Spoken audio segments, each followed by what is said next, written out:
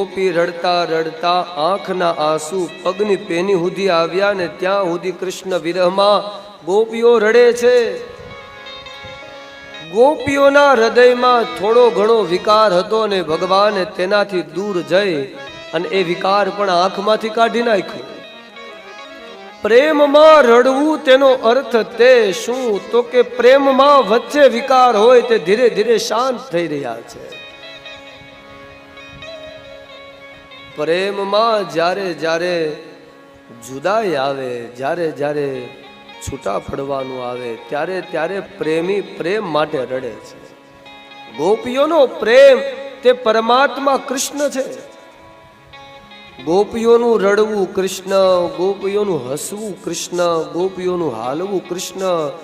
ગોપી કોઈના માટે માખણ વલોવે તોય સ્મરણ કૃષ્ણનું કે કૃષ્ણ આવશે ને ખાશે તો એને ભાવશે ને